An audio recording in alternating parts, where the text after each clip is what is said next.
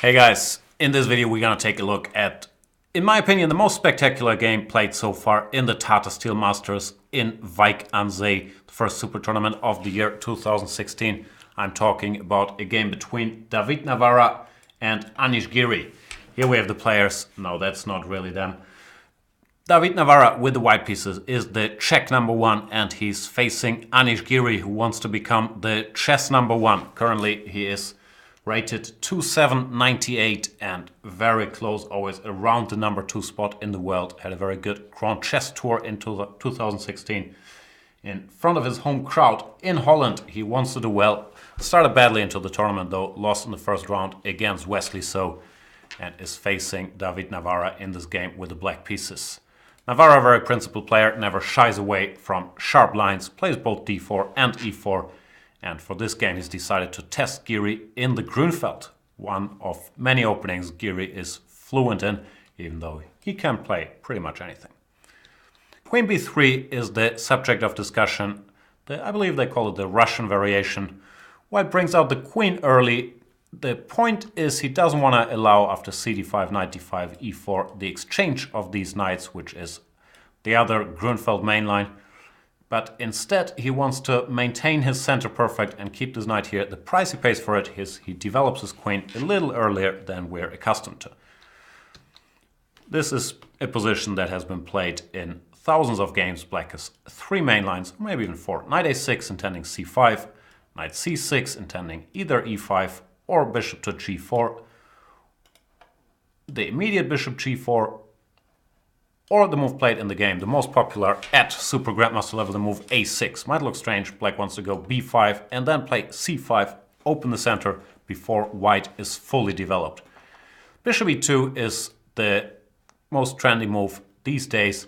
There is alternatives. I used to play a lot of e5 here with very, very sharp play.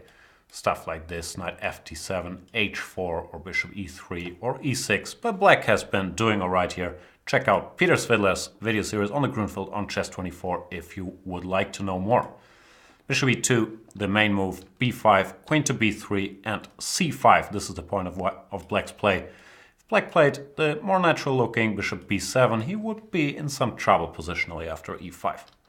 c5 is what they do, no surprise yet, a temporary pawn sacrifice. Black tends to get either this pawn or this pawn back, but he still has to do it after dc5. And here the first minor surprise for me is that Giri chooses the move bishop b7. Still nothing new, this has been played a lot, but according to my knowledge, bishop e6 is supposed to be the main line, and the critical test here nowadays, queen to c2, knight bd7, a line championed by Peter Svidler, counterattacking against the c5 pawn, has a huge body of theory and has been played by Giri, amongst other things, on the white side against Alexander Grishuk, so this is a well-known line to him.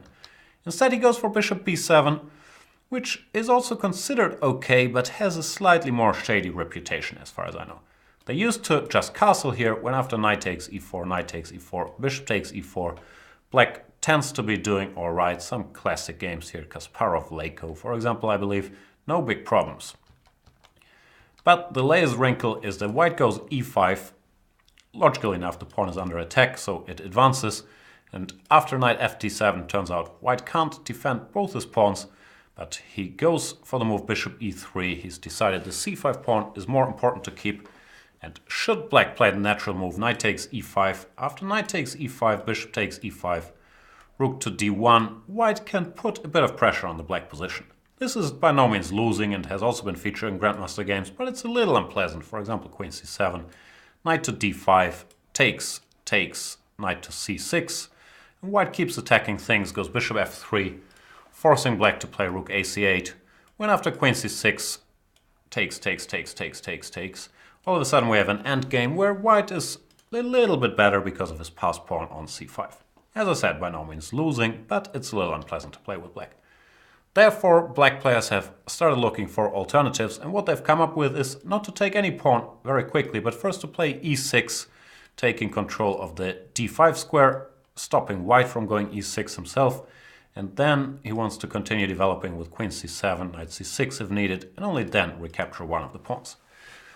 All of this has been played before, most notably recently in a game between Boris Gelfand and Grunfeld guru Peter Svidler, where Peter Svidler got into some trouble. Gelfand played the move we also see in the game, rook a to d1, occupying the d file with the rook, not bothering to defend either pawn.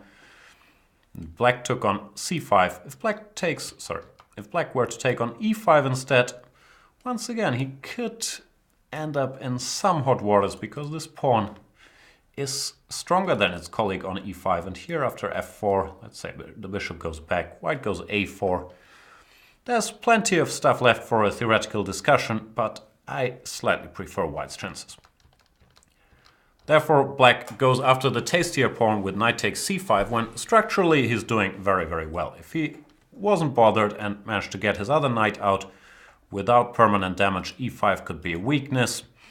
This bishop would be good, everything would be nice, but he's a little behind in development, and that's what white is trying to use by playing queen to a3. The Svidler game continued with the slightly strange move knight cd7 here, and it didn't end well for Svidler. After queen e7 he ended up in trouble very quickly because he couldn't finish his development very normally. He lost to Boris Gelfand. Obvious alternative, or what looks like an obvious alternative, is the move knight bd7, when it seems like black is fine, but it turns out that after rook to c1, sneaky little switch to the c file, there's still problems. The threat b4 is very unpleasant to meet, and black can't really manage to coordinate his pieces the way he would like to. Of course, Anish Giri, one of the best theoreticians in the world, knows all this stuff, and he therefore played a move that so far has only been featured in one correspondence game, and that was unknown to his opponent David Navara. The move knight e4 tries to exchange his knight before it causes any trouble. Knight takes e4, bishop takes e4, and black is still doing pretty well structurally, but he's still lagging behind in development, and white has to try to generate an initiative before black catches up. First move is a good start, the move knight to g5, attacking the bishop and preparing to go f4 to bolster the outpost on e5. Bishop to c6, f4, and only here is Giri's novelty compared to the correspondence game I mentioned earlier. In that game, h6 was played, forcing the knight back, knight to f3, rook c8, bishop d5 also a move, and black managed to equalize with some careful defense. Secondly, when queen b7, he mentioned that option h6, but he was trying to get this knight to retreat voluntarily when he would be a tempo up and he wouldn't have weakened his kingside by playing h6, so it's an ambitious move. And if white were indeed to play knight f3 or bishop f3, black would solve all his problems because he has a good structure after takes. Knight takes, let's say, any move really. Knight to c6, black has absolutely no problems. But Navara, he's a very gifted tactician, and he senses the moment here that black is still underdeveloped and it's time for action, and he goes for it with the move bishop to c5. Attacking the rook, the first point is, if the rook were to go to its preferred square, or its best square, on c8, white has some nasty tactics, starting with a queen switch across the board, queen h3, targeting this guy, h6, and knight takes e6 when the black position, I believe, collapses. It looks horribly dangerous. Fe, queen e6, king h8, or king h7, doesn't really matter. King h8, queen g6, and if king h7, f5 just looks like it's crushing through. That's why the rook cannot go to c8 as much as it would like to and has to go to a more passive square on e8. Still, things wouldn't be so bad if black was given a bit of time to develop with knight d7 or with h6 chasing this knight away, and on e8 of course the rook covers the pawn on e6, therefore queen h3 no longer very powerful. But here Navara, who was out of book, comes up with an amazing combination. That's the main reason I'm showing you this game. He feels he has to do something before black develops, so what do? You open the position at all costs, and that's what he does. He goes for the move f5.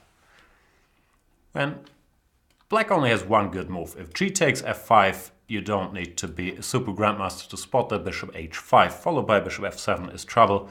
Therefore, what black has to do is to go e takes f5. You can't allow fe6 either, with the rook potentially landing here. So e takes f5 is forced, and now we see the point of f5. Navara is not afraid to invest a whole rook to blow the position open before black develops. He goes rook takes f5. Unfortunately for black, this rook sacrifice has to be accepted. If he were to play bishop d5, for example, to cover his f7 pawn, white would just quietly go bishop f3, exchanges one good defender, bishop takes, rook takes, and disaster is impending on f7. There's nothing you can do about it.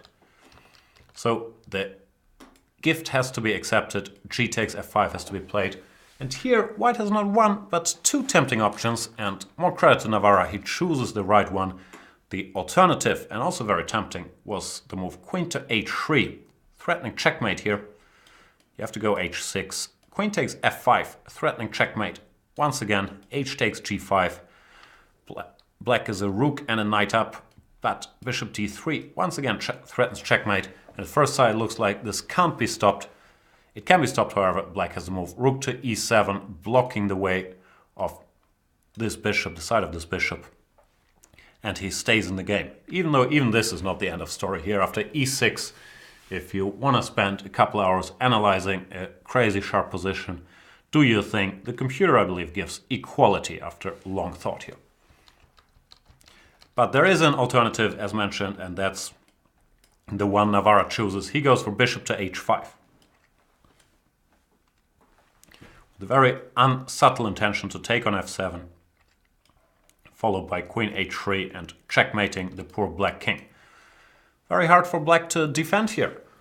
One move that comes to mind that rightly wasn't played would be rook f8, just willing to return some material to exchange some attackers.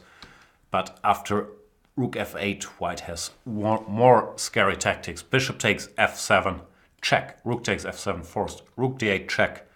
Rook f8 forced. Queen b3 check. Bishop d5 forced. Rook takes d5. Obviously, this is a computer line, but it all works. Or that's why it all works. King h8, bishop takes f8, bishop takes f8. Still looks like black has a lot of material up, but rook d8 collects most of it back with interest.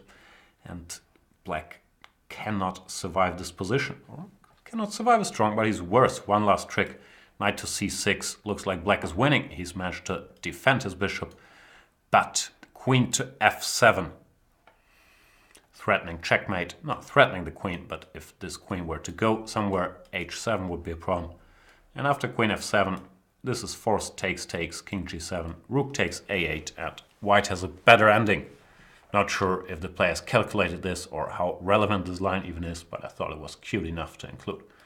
So bishop h5 asks some very serious questions, and Giri comes up with the correct decision, which is to go bishop d5, protect this pawn with the bishop. But what bishop d5 really means is that he has to sacrifice his queen, because bishop d5 is met with rook takes d5, queen takes d5, bishop takes f7, queen takes f7, knight takes f7, and king takes f7. Now it's time to take stock. A lot of pieces have disappeared. On paper, materially, black is doing very well. He has two rooks and a knight for the queen, which is a big material disadvantage. But he still has the problem that he hasn't managed to develop his queen side. And he has the problem that his king is quite exposed. And there's a couple different ways to use that for Navara. And I believe Navara once again chooses the best one. The most obvious move that comes to mind first would be queen to f3, attacking this rook. When black has to go knight to d7, only move queen takes f5 check, king to g8. Queen takes d7, winning a knight back, but this position, I believe, black should be more or less equal without serious problems. He goes rook d8, then he recaptures a pawn on e5, and with the two active rooks, there will be enough counterplay. We're going to see much later in the game that white will get a much better version of this. Navara cunningly starts with queen b3 check. His point being that if black blocks this check with rook e6, then queen f3 gains in strength tremendously, attacking this rook, and knight d7 no longer works because after queen takes f5, the king can't move because this rook would be en prise as well. This would be winning for white. Therefore, the king has to continue his adventure, go to g6, queen g3 check, king back to f7, and once again, white has a pretty tempting choice here between the move bishop d4, not played in the game, threatening e6. This is a very inhuman move, but it's surprisingly effective as well. Black has nothing better here, trust me on this, or trust my computer, I didn't calculate a lot. Then going knight c6, returning a piece, e6, king takes e6, bishop takes g7.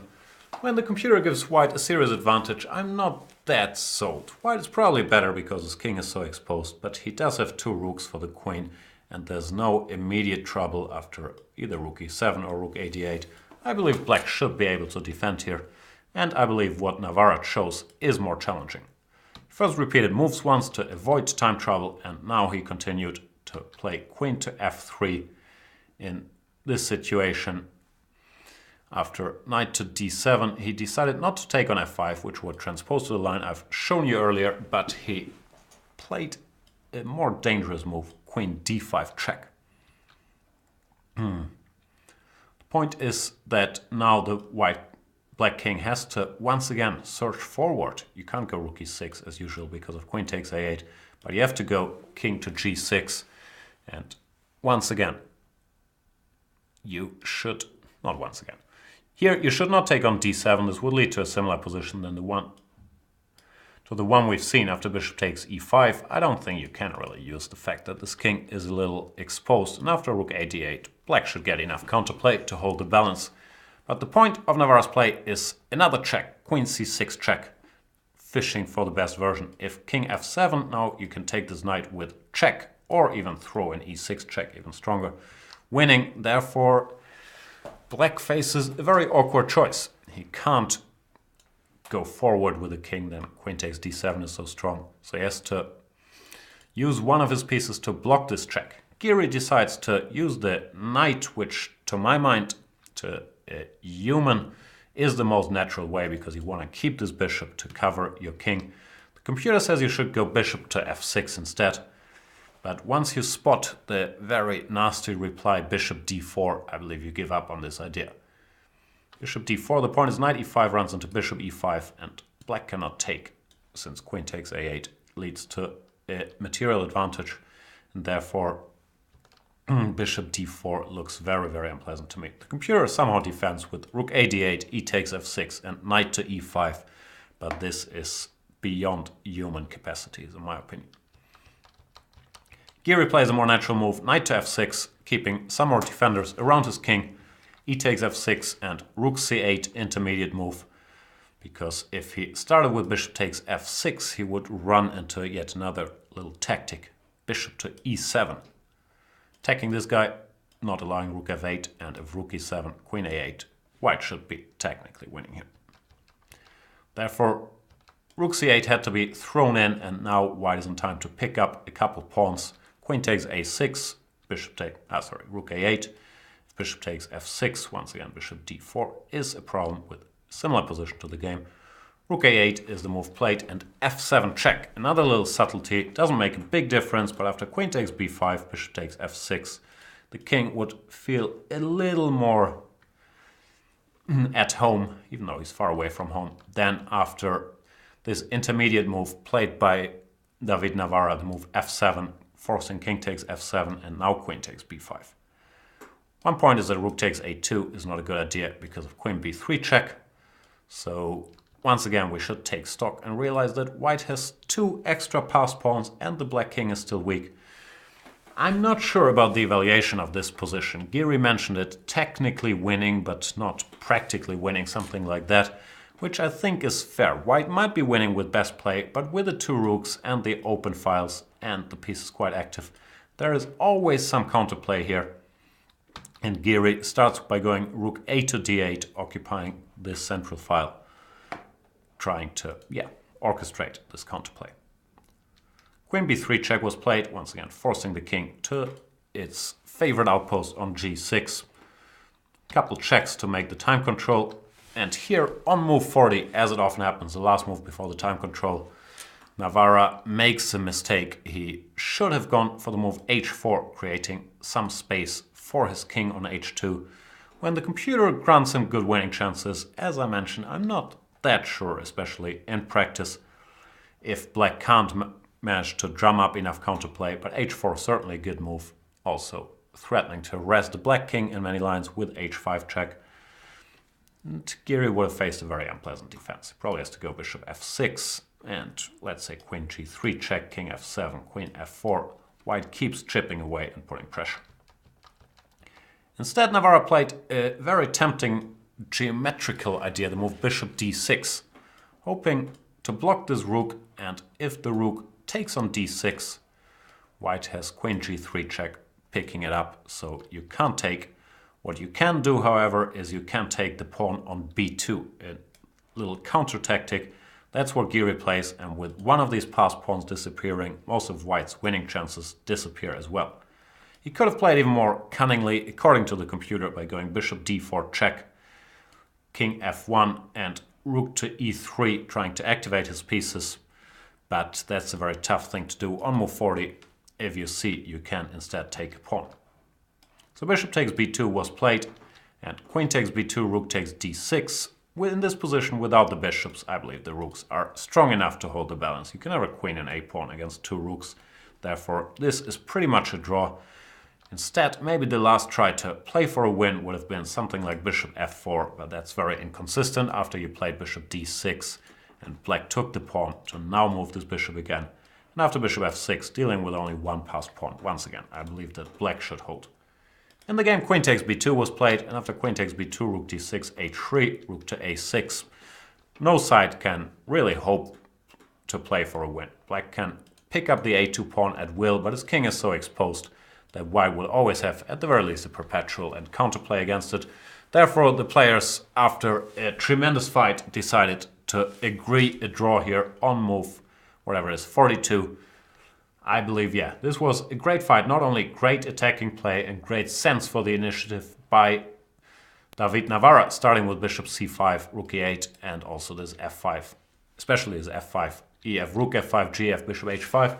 Also credit to Giri, if you're under such an attack, to keep your cool and find all the defensive moves. He might have been worse, but he was never obviously lost. He never gave away a clear win to Navara.